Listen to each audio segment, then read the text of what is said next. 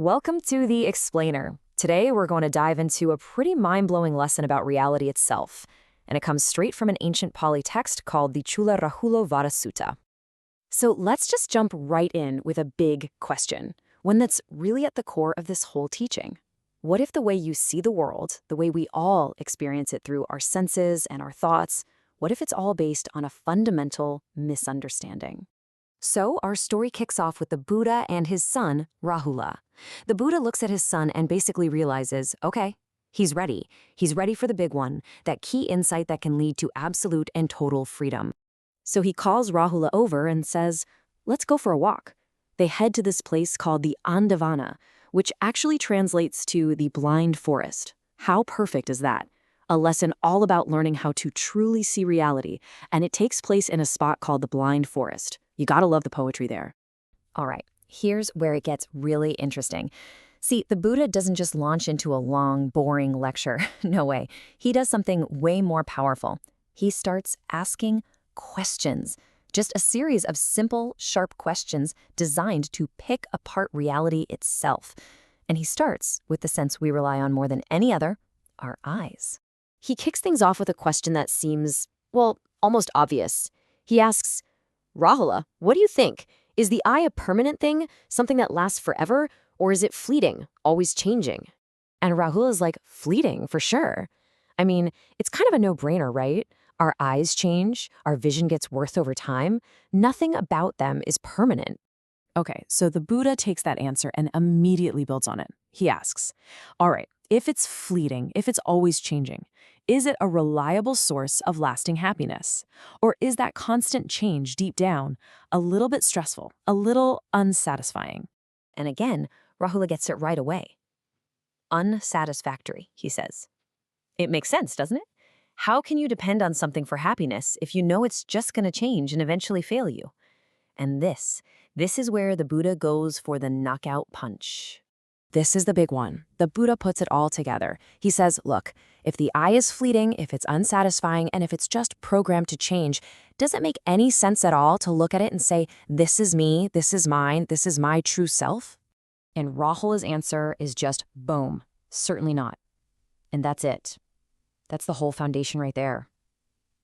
Why would you build your entire sense of who you are on something that's as shaky and unstable as a house of cards? So you see the logic, right? Now watch how the Buddha takes this one simple idea and just blows it up to cover, well, pretty much everything. He just runs the same three-question playbook again and again. He asks about the ear and the sounds we hear. Fleeting, yes. Unsatisfactory, yes. Is it you? No. The nose and smells, same thing. The tongue and tastes, you guessed it. The body and all its feelings and sensations? Yep. And then, and this is the real game changer, he applies it to the mind itself. Our thoughts, our emotions, our ideas. And every single time, the conclusion is exactly the same. So what happens when this pattern really, truly clicks for you? When you start seeing it everywhere without a single exception? Well, according to this teaching, it sets off this incredible chain reaction in your mind. And it happens in 3 stages. First, you just get tired of it all. Now listen, this isn't about being depressed or cynical. It's more of a wise kind of exhaustion. You finally see the whole game, this constant dance of things appearing and disappearing, and you just lose the burning desire to cling to any of it.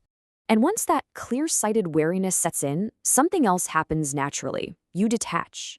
It's like your hands have been gripping something super tight for your whole life, and now you just let go.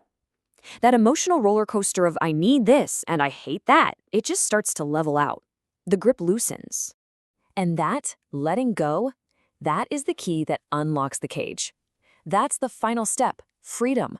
The mind is no longer a slave to every passing thought, feeling, and sensation. It's free from that trap of defining itself by things that are constantly changing. This is it. This is the moment of liberation. So, where does all this lead? What's the endgame of this whole journey of inquiry? Well, for Rāhula, the result was nothing short of absolute.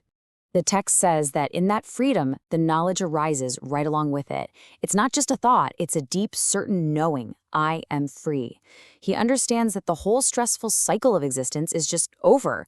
No more of the state of being basically means he's no longer trapped by identifying with temporary things. And that was it. just by following this simple, direct line of questioning and seeing the truth of it for himself. The text says Rāhula's mind was freed from every last attachment. He became fully awakened right then and there. And, the story adds this really cool detail. It says that other beings, maybe some divine beings, were watching this whole lesson unfold, and they had their own huge realization. And it's a truth that sums up this entire explainer perfectly. Whatever has a beginning has an end. Sights, sounds, feelings, thoughts, even our very sense of self, it all comes and it all goes. So the final question for us is, what might change if we really started to look at our own experience through that same clear lens?